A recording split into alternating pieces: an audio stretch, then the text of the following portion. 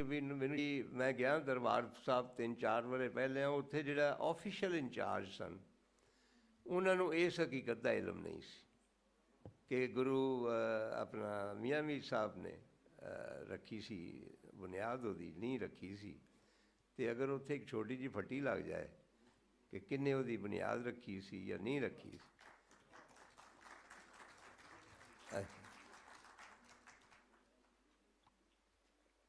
ਮੈਂ ਜ਼ਿੰਦਗੀ 'ਚ 2 ਵਾਰੀ ਬੜੀ ਇੱਜ਼ਤ ਹੋਈ। ਇੱਕ ਵਾਰੀ ਪੂਰਾ ਹਫ਼ਤਾ ਹੋਈ ਹੈ ਜਦੋਂ ਮੇਰਾ ਵਿਆਹ ਹੋਇਆ ਅਤੇ ਮੇਰੀ ਘਰ ਵਾਲੀ ਦੇ ਘਰ ਵਾਲਿਆਂ ਨੇ ਮੇਰੀ ਬੜੀ ਇੱਜ਼ਤ ਕੀਤੀ, ਸਿਰ ਅੱਖਾਂ 'ਤੇ ਮੱਥੇ 'ਤੇ ਬਾਇਆ। ਫਿਰ ਮੇਰੀ ਘਰ ਵਾਲੀ ਨੇ ਉਹਨਾਂ ਨੂੰ ਦੱਸਿਆ ਕਿ ਕੋਈ ਕਾਬਲੇ ਇੱਜ਼ਤ ਬੰਦਾ ਨਹੀਂ, ਲਿਖਦਾ ਪੜ੍ਹਦਾ ਰਹਿੰਦਾ, ਐਵੇਂ ਵਿਹਲਾ ਫਿਰਦਾ ਰਹਿੰਦਾ। ਉਹ ਫਿਰ ਕੋਈ 1 ਹਫ਼ਤਾ ਚੱਲੀ ਉਹ ਇੱਜ਼ਤ। ਲੇਕਿਨ ਆਈ ਫੀਲ ਕਿ ਅੱਜ ਅਸੀਂ ਵੀ ਪੰਜਾਬ ਵਿੱਚ ਜਿੰਨੇ ਲੋਕ ਹਾਂ, ਅਸੀਂ ਅਗਰ ਮਜ਼ਹਬ ਬਦਲਿਆ ਅਤੇ ਆਪਣਾ ਕਲਚਰ ਨਹੀਂ ਬਦਲਿਆ, ਉਹ ਸਾਰਾ ਸਾਡਾ ਸਾਂਝਾ ਹੈ। ਅੱਛਾ, ਉਹ ਗੱਲ ਮੈਂ ਕੀ ਨੋਟ ਦੀ ਰਹਿ ਗਈ ਕਿ ਉੱਥੇ ਗੱਲ ਆਮ ਉਰਦੂ ਵਾਲੇ ਕਹਿੰਦੇ ਨੇ ਕਿ ਗੰਗਾ ਜਮਨੀ ਕਲਚਰ ਜਿਹੜਾ ਹੈ, ਹਿੰਦ ਮੁਸਲਿਮ ਗੰਗਾ ਜਮਨੀ ਕਲਚਰ, ਅਸੀਂ ਉਹਦੇ ਪੈਰੋਕਾਰ ਹਾਂ, ਇਹ ਸਾਡਾ ਕਲਚਰ ਹੈ। ਉੱਥੇ ਵੀ ਮੈਂ ਇਹੀ ਗੱਲ ਆਖੀ ਸੀ ਕਿ ਮੈਂ ਨਾ ਗੰਗਾ ਵੇਖਿਆ ਸਹੀ ਤਰ੍ਹਾਂ, ਕਿਉਂਕਿ ਸੁਣਿਆ ਉਹਦੇ 'ਚ ਮੁਰਦੇ ਤਰਦੇ ਜਾਂਦੇ ਨੇ, ਅਤੇ ਨਾ ਜਮਨਾ ਵੇਖਿਆ, ਥੋੜ੍ਹਾ ਜਿਹਾ ਵੇਖਿਆ ਹੀ ਤਾਜ ਮਹਿਲ ਨਾਲ ਉਹਦੇ 'ਚ ਮੱਝਾਂ ਜਿਹੜੀਆਂ ਸਨ ਉਹ ਨਹਾਉਂਦੀਆਂ ਸਨ ਪਈਆਂ। ਮੈਨੂੰ ਤਾਂ ਚਨਾਬ ਦਾ ਪਤਾ ਹੈ ਜਿੱਥੇ ਸੋਹਣੀ ਤਰਦੀ, ਮੈਨੂੰ ਤਾਂ ਰਾਵੀ ਦਾ ਪਤਾ ਹੈ ਜਿਹੜਾ ਮਤਲਬ ਸਾਧਕਾਂ ਦਾ, ਔਰ ਜਿਹਦੇ ਕੰਢੇ ਭਗਤ ਸਿੰਘ ਨੂੰ ਸਾੜਿਆ ਗਿਆ ਸੀ। ਇੱਕ ਹੋਰ ਹਿਸਟੋਰੀਕਲ ਥੋੜ੍ਹੀ ਜਿਹੀ ਹੈ ਵੇ ਗਲਤਫਹਿਮੀ ਕਿ ਗੰਡਾ ਸਿੰਘ ਵਾਲਾ ਜਿਹੜੀ ਯਾਦਗਾਰ ਹੈ ਭਗਤ ਸਿੰਘ ਦੀ, ਉਹ ਠੀਕ ਹੈ। ਓਰੀਜਨਲੀ ਭਗਤ ਸਿੰਘ ਨੂੰ ਡਕਰੇ ਕਰਕੇ ਅਤੇ ਲਿਜਾਇਆ ਗਿਆ ਉੱਥੇ ਅੰਗਰੇਜ਼ ਸਰਕਾਰ ਵੱਲੋਂ ਸਾੜਨ ਦੀ ਕੋਸ਼ਿਸ਼ ਕੀਤੀ। ਇਸ ਦੌਰਾਨ ਪੂਰਾ ਲਾਹੌਰ ਜਿਹੜਾ ਸੀ ਅੱਪੜ ਗਿਆ ਸੀ ਉੱਥੇ, ਔਰ ਉਹਨਾਂ ਜਿਹੜੇ ਵੀ ਤਿੰਨਾਂ ਦੇ ਡਕਰੇ ਕੀਤੇ ਸਨ ਉਹ ਸਾਰੇ ਉਹਦੀ ਅੱਗ ਬੁਝਾਈ, ਉਹ ਜਿਹੜੀ ਅਰਥੀ ਸੀ, ਕਿਉਂਕਿ ਉਹ ਸਾੜਨਾ ਚਾਹੁੰਦੇ ਸਨ ਉਹਨਾਂ ਨੂੰ ਰਾਵੀ ਦੇ ਕੰਢੇ, ਉਹ ਲਾਹੌਰ ਦਾ ਸੀ। ਚੁਨਾਚੇ ਉਹ ਸਾਰੇ ਲੈ ਕੇ ਆਏ, ਅਤੇ ਜਿਵੇਂ ਮਾਵਾਂ ਨੇ ਪੁੱਤਰ ਚੁੱਕੇ ਹੁੰਦੇ ਨੇ ਮੋਏ ਹੋਏ, ਇਸ ਤਰ੍ਹਾਂ ਪੰਜਾਬੀ ਇਹ ਮਾਂ ਹੈ ਸਾਡੀ। ਅਤੇ ਇਸ ਵਾਸਤੇ ਇਹਦੇ ਬਾਰੇ ਗੱਲ ਕਰਦਿਆਂ ਥੋੜ੍ਹੀ ਜਿਹੀ ਇਹਦੇ 'ਚ ਨਹੀਂ ਗੱਲ ਹੋ ਸਕਦੀ ਜਿੰਨੀ ਵੀ ਹੋ ਸਕਦੀ ਹੈ। ਇੱਕ ਮੇਰੀ ਬੇਨਤੀ ਹੈ ਸਾਰੇ ਜਿਹੜੇ ਇੱਥੇ ਦੋਸਤ ਬੈਠੇ ਨੇ, ਖ਼ਾਸ ਤੌਰ 'ਤੇ ਪੰਜਾਬੀ ਲਿਖਣ ਵਾਲੇ, ਔਰ ਉਹ ਇਹ ਵੇ ਕਿ ਉਹਨਾਂ ਲੋਕਾਂ ਨੂੰ ਵੀ ਯਾਦ ਰੱਖੋ ਜਿਨ੍ਹਾਂ ਨੀਂਹ ਰੱਖੀ ਪੰਜਾਬੀ ਅਦਬ ਦੀ ਇਸ ਮੁਲਕ ਵਿੱਚ। ਔਰ ਉਦੋਂ ਮੈਂ ਗਵਾਹ ਹਾਂ ਕਿ ਲੋਕ ਜਿਹੜੇ ਨੇ ਇਹ ਗੁਨਾਹ ਸਮਝਦੇ ਸਨ ਪੰਜਾਬੀ ਲਿਖਣਾ, ਔਰ ਹੱਸਦੇ ਸਨ ਜਦੋਂ ਕੋਈ ਕਹਿੰਦਾ ਸੀ ਮੈਂ ਪੰਜਾਬੀ 'ਚ ਅਸੀਂ ਲਿਖਣਾ ਹੈ। ਔਰ ਉਹਨਾਂ 'ਚ ਬਹੁਤ ਸਾਰੇ ਬੰਦੇ ਨੇ, ਸ਼ਰੀਫ ਕੁੰਜਾਈ ਨੂੰ ਅਸੀਂ ਥੋੜ੍ਹਾ ਬਹੁਤ ਜਗਰਾਤੇ ਦੇ ਹਵਾਲੇ ਨਾਲ ਯਾਦ ਕਰ ਲੈਂਦੇ ਹਾਂ, ਲੇਕਿਨ ਸ਼ਫਕਤ ਤਨਵੀਰ ਮਿਰਜ਼ਾ ਨੂੰ ਕਦੀ ਨਹੀਂ ਯਾਦ ਕੀਤਾ, ਜਿਹੜਾ ਇੱਕ ਜੇਈਅਰ ਸਕਾਲਰ ਸੀ, ਜਿਹਦੇ ਕੋਲ ਜੋ ਮੈਨੂੰ ਇਹ ਬੜਾ ਵੱਡਾ ਨਾਂ ਸੀ।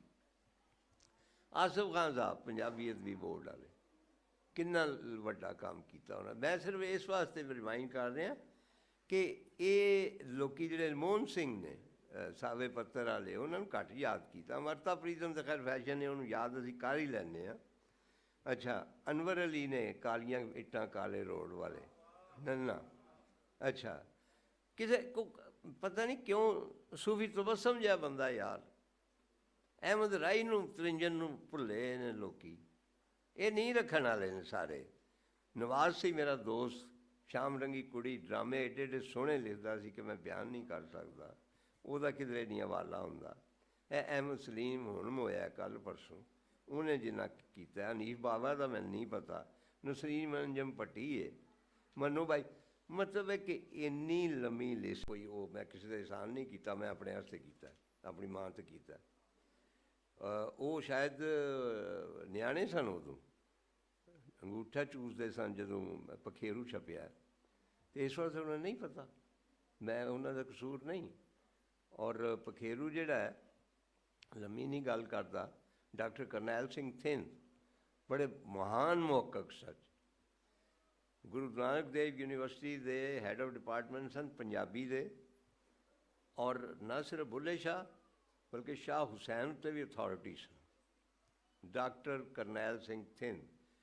ਥਿੰਦ ਦਾ ਮੇਰਾ ਨਾਵਲ ਉਲੱਥਿਆ ਗੁਰਮੁਖੀ, ਔਰ 20 ਸਫ਼ੇ ਦਾ ਦਰਵਾਜ਼ਾ ਲਿਖਿਆ ਉਹਨਾਂ, ਔਰ ਉਹਨੇ ਕਿਹਾ ਕਿ ਬਈ ਉਹਨਾਂ ਦੇ ਮੁਤਾਬਿਕ ਇਹ ਨਵੀਂ ਸੋਚ ਦਾ ਜਾਂ ਮਾਡਰਨਿਜ਼ਮ ਦਾ ਜਿਹੜਾ ਪ੍ਰਚਾਰ ਕਰਨ ਵਾਲਾ ਇਹ ਪਹਿਲਾ ਪੰਜਾਬੀ ਨਾਵਲ ਉੱਥੋਂ ਛਪਿਆ। ਉੱਥੇ 5-6 ਐਡੀਸ਼ਨ ਛਪ ਚੁੱਕੇ ਨੇ। ਰੋਜ਼ਾਨਾ ਕੋਈ ਨਾ ਕੋਈ ਆ ਜਾਂਦੇ ਮਿਲਣ ਗਿਲਣ ਵਾਲੇ, ਉਹ ਉਰਦੂ ਬੋਲਦੇ, ਮੈਂ ਯਾਰ ਪੰਜਾਬੀ ਬੋਲ।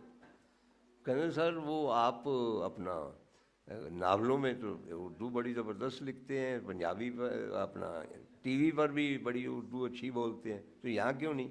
मैं क्या, एक तो सवेरे सवेरे मैं उर्दू सुना तो मैनू कब्ज़ हो जाती,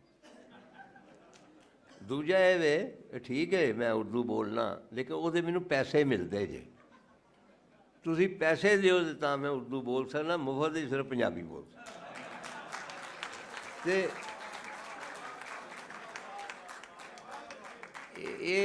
ਇਹਨਾਂ ਨੂੰ ਮਤਲਬ ਹੈ ਕਿ ਮੈਂ ਸਮਝਦਾ ਕਿ ਕੋਈ ਚਾਈਨੀਜ਼ ਵੀ ਅਗਰ ਇੱਕ ਮਿਸਰਾ ਪੰਜਾਬੀ ਦਾ ਲਿਖੇ ਤੇ ਉਹਨੂੰ ਤੁਸੀਂ ਵੈਲਕਮ ਆਖੋ। ਉਹ ਤੁਹਾਡੀ ਜ਼ੁਬਾਨ ਦੇ ਵਿੱਚ ਲਿਖਦਾ ਹੈ, ਤੁਹਾਡੀ ਜ਼ੁਬਾਨ ਹੀ ਕੰਟਰੀਬਿਊਟ ਕਰਦਾ। ਫੈਜ਼ ਸਾਹਿਬ ਨੇ ਇੱਕੋ ਹੀ ਨਜ਼ਮ ਲਿਖੀ ਹੈ, ਕੋਈ ਬਹੁਤ ਆਲਾ ਵੀ ਨਹੀਂ ਲਿਖੀ, ਲੇਕਿਨ ਹਾਂਜੀ ਆਪਣਾ ਕੁੰਜਾਈ ਸਾਹਿਬ ਵੀ ਜਿਹੜੇ ਸਨ ਉਰਦੂ ਹੀ ਲਿਖਦੇ ਸਨ। ਅੱਛਾ, ਅਗਰ ਬੇਦੀ ਨੇ ਪੰਜਾਬੀ ਘੱਟ ਲਿਖੀ ਹੈ ਅਤੇ ਉਰਦੂ ਲਿਖਦਾ ਤਾਂ ਉਹਦੇ ਲੱਠ ਲੈ ਕੇ ਉਹਦੇ ਮਗਰ ਪੈ ਜਾਓਗੇ। ਇਹ ਤੁਹਾਡਾ ਅਹਿਸਾਸ ਕਮਤਰੀ ਹੈ। ਤੁਸੀਂ ਐਡੇ ਛੋਟੇ ਦਿਲ ਦੇ ਨਾ ਬਣੋ। ਕੋਈ ਬੰਦਾ ਵੀ ਮਤਲਬ ਪੰਜਾਬੀ ਦਾ ਇੱਕ ਲਫ਼ਜ਼ ਲਿਖੇ ਤਾਂ ਮੈਂ ਉਹਦਾ ਅਹਿਸਾਨਮੰਦ ਹੁੰਦਾ ਵਾਂ। ਉਹਦੇ ਉੱਤੇ ਕਹਿਣਾ ਕਿ ਜੀ ਅੱਛਾ। ਦੂਜੀ ਜਿਹੜੀ ਗੱਲ ਸੀ ਇਨਾਮ ਵਾਲੀ, ਮੈਂ ਇੱਥੇ ਸੂਰਾ ਬੈਠੀ, ਮੈਂ 20-25 ਸਾਲ ਪਹਿਲਾਂ ਅਕੈਡਮੀ ਆਫ ਲੈਟਰਸ ਨੂੰ ਰਿਟਨ ਲਿਖਿਆ ਸੀ ਕਿ ਆਇੰਦਾ ਮੇਰਾ ਕਿਸੇ ਇਨਾਮ ਦੇ ਵਾਸਤੇ ਕੰਸੀਡਰ ਨਾ ਕੀਤੀ ਜਾਏ ਕਿਤਾਬ ਕੀ ਹੈ। ਉਹ ਮੈਂ ਵਾਪਸ ਕੀਤਾ ਸੀ। ਜਿਹੜੇ ਇਹ ਕਹਿੰਦੇ ਨੇ ਕਿ ਇਨਾਮ ਵਾਸਤੇ, ਅਤੇ ਉਹਨਾਂ ਦੀ ਖਿਦਮਤ ਵਿੱਚ ਇਹ ਅਰਜ਼ ਹੈ ਕਿ ਮੈਨੂੰ ਬੜੀ ਜ਼ਰੂਰਤ ਸੀ ਉਸ 5 ਲੱਖ, ਲੇਕਿਨ ਇਹ ਵੇ ਕਿ ਇਹ ਪ੍ਰਿੰਸੀਪਲ ਦਾ ਮਾਮਲਾ। ਮੈਂ ਅਗਰ ਪੰਜਾਬੀ ਲਿਖਣਾ तो मैं सिर्फ उदों लिखना जो मैनू उदों हुज्जा मारदी, मैं दिन रात नहीं लिख सकता। और पंजाबी जिहड़ी फुटदी तां है, वो आप मतलब उहदे च ये नावल जिहड़ा सी ये लिखिया ही पंजाबी जा सकता सी, पंजाबी उर्दू नहीं सी लिखिया जा सकता। तो बहरहाल ये छोटी जी गल मैं करनी सी। बाकी पंजाबी का जिहड़ा ओवरऑल ਸਾਡੇ ਦਿਲ ਉੱਤੇ ਪੰਜਾਬੀ ਦੀ ਮੋਹਰ ਲੱਗੀ, ਔਰ ਮੋਹਰ ਉਹ ਮਾਂ ਦਾ ਜਿਹੜਾ ਦੁੱਧ ਹੈ ਉਹ ਲਾਉਂਦਾ। ਔਰ ਮੋਹਰ ਕਿਵੇਂ ਲੱਗੀ ਹੁੰਦੀ ਹੈ? ਜਿਵੇਂ ਡੰਗਰ ਨੂੰ ਦਾਗ ਦਿੱਤਾ ਜਾਂਦਾ ਨਾ ਕਿ ਇਹਦੇ ਮਾਲਕ ਇਹ ਵੇ, ਹਰ ਕੋਈ ਪਛਾਣ ਲੈ। ਸਾਡੇ ਦਿਲਾਂ ਉੱਤੇ ਵੀ ਪੰਜਾਬੀ ਦੀ ਉਹ ਦਾਗ ਦਿੱਤਾ ਗਿਆ ਨਿਸ਼ਾਨ। ਦੂਰੋਂ ਪਤਾ ਲੱਗਦਾ ਕਿ ਪੰਜਾਬੀ ਹੈ। ਉਹ ਮੋਹਰ ਮਿਟ ਨਹੀਂ ਸਕਦੀ, ਉਹਨੂੰ ਗੂੜਾ ਕਰੋ ਹੋਰ ਜ਼ਿਆਦਾ। ਜਿਹੜੇ ਲੋਕ ਆਉਣਾ ਚਾਹੁੰਦੇ ਨੇ ਉਹਨਾਂ ਨੂੰ ਆਉਣ ਦਿਓ, ਉਹਨਾਂ ਨੂੰ ਜੀ ਆਇਆਂ ਨੂੰ ਆਖੋ। ਉਹ ਇੱਕ ਮੈਂ ਉਹ ਪੰਜਾਬੀ ਦੀ ਗੱਲ ਕਰਦਿਆਂ ਨਾ, ਮੈਨੂੰ ਤੁਸੀਂ ਸਾਰੇ ਲੋਕ ਬੜੇ ਸੋਹਣੇ ਲੱਗ ਰਹੇ, ਔਰ ਸ਼ਾਇਦ ਇਸ ਵਾਸਤੇ ਕਿ ਪੰਜਾਬੀ ਹੋ ਔਰ ਪੰਜਾਬੀ ਬੋਲਦੇ ਹੋ। ਉਰਦੂ ਵਾਲੇ ਵੀ ਵੈਲਕਮ ਅਤੇ ਅੰਗਰੇਜ਼ੀ ਵਾਲੇ ਵੀ। ਮੈਂ ਜ਼ਰਾ ਕੁ ਕੁਆਇਟਲੀ 5 ਮਿੰਟ ਰਹਿ ਗਏ ਨੇ, ਕੋਈ ਲੰਮੀ ਚੌੜੀ ਗੱਲ ਨਹੀਂ। ਮੈਂ ਹਾਲਾਂਕਿ ਬੋਲਾਂ ਫਿਰ ਵੀ ਮੈਨੂੰ ਆਵਾਜ਼ ਆ ਰਹੀ। ਅਤੇ ਮੈਂ ਅਲਾਸਕਾ ਹੀ ਸਾਂ, मेरा ख्याल कोई मसला होया, कुछ झगड़ा हो गया। दोस्तों मेरा दिल है कि तुसी सारे पूरे सलीके पूरे तहजीब ਤੇ ਉਹਨੂੰ ਮੈਂ ਨਹੀਂ ਮਤਲਬ ਮਸਕੀਨ ਜਿਹਾ ਬਣ ਕੇ ਆਖਿਆ, I suppose I can't take these writers with me. ਉਹਨੇ ਕਿਹਾ of course not, can't you read it damn it. ਉਹਨੇ ਵਾਹਵਾ ਝਾੜ ਪਾਈ ਮੈਨੂੰ ਕਿ ਅੰਨਾ ਹੋਇਆ ਲਿਖਿਆ ਫਿਰ ਪੁੱਛਣਾ। ਅੱਛਾ, ਮੈਂ ਕਿਹਾ ਚਲੋ ਠੀਕ ਹੈ ਬਈ। ਮੈਂ ਜ਼ਰਾ ਕੁ ਅੱਗੇ ਹੋਇਆ ਨਾ, ਮੈਂ ਜ਼ਰਾ ਕੁ ਅੱਗੇ ਹੋਇਆ ਤੇ ਮੈਂ ਮੁੜ ਕੇ ਇੰਨੀ ਗੱਲ ਆਖੀ, ਮੈਂ ਕਿਹਾ ਕਿ actually my problem is van I land at Berlin airport I will have A cigarette and I won't have A lighter. ਇਹ ਸੁਣ ਕੇ ਨਾ ਉਹ ਜਿਹੜੀ ਪਈ ਸੀ, ਉਹ ਜਿਹੜੀ ਬੈਲਟ ਸੀ ਜਿਹਦੇ 'ਤੇ ਮੇਰੇ ਲਾਈਟਰ ਪਏ ਸਨ, ਉਸ ਕੁੜੀ ਨੇ ਇੱਕ ਬੇੜੀ ਜੀ ਬਣਾ ਕੇ ਨਾ ਆਪਣੇ ਹੱਥ ਨਾਲ ਤੇ ਇੱਕ ਲਾਈਟਰ ਮੇਰੇ ਵੱਲ ਅੱਗੇ ਕਰਦਿਆਂ ਹੋਇਆ ਆਖਿਆ, ਵੀਰ ਜੀ ਇਹਨੂੰ ਛੇਤੀ ਨਾਲ ਚੱਕ ਲਓ। ਅੱਛਾ, ਮੈਂ ਉਹਨੂੰ ਗਿਆ, ਉਹ ਜਿਹੜਾ ਉਹਨੇ ਪਿੰਡ ਦਾ ਨਿਸ਼ਾਨ ਦੱਸਿਆ ਸੀ ਨਾ ਕਿ 2 ਪਹਾੜ ਨੇ ਆਬਸ਼ਾਰ ਉਹਦੇ ਕੋਲ, ਐਨੇ ਚੁੱਲ੍ਹਿਆਂ ਦਾ ਪਿੰਡ ਹੈ, 10 ਦਾ ਜਾਂ 8 ਦਾ। ਉਹ ਮੈਨੂੰ, ਮੈਂ ਕਿਹਾ ਇਹ ਉਸ ਫਰੰਚ ਜਿਹੜਾ ਸੀ ਨਾ ਅਵਾਰ, ਇਹ ਉਹਦਾ ਪਿੰਡ ਲੱਗਦਾ। ਖੈਰ ਉਹ ਅੰਦਰ ਗਿਆ, ਉਹਨਾਂ ਨੂੰ ਮੈਂ ਪੁੱਛਿਆ ਕਿ ਇਸ ਨਾਂ ਦਾ ਕੋਈ ਅਵਾਰ ਮੁੰਡਾ ਇੱਥੋਂ ਕਿਤੇ ਗਿਆ ਸੀ ਬਾਹਰ ਫਰਾਂਸ? ਉਹਨੇ ਕਿਹਾ ਆਹੋ ਜੀ ਗਿਆ ਸੀ, ਛੋਟਾ ਪਿੰਡ ਸੀ। ਉਹਨੇ ਕਿਹਾ ਕੋਈ ਉਹਦਾ ਵਾਲੀ ਵਾਰਸ? ਉਹਨੇ ਕਿਹਾ ਜੀ ਕਿ ਉਹਦੀ ਮਾਂ ਹੈ।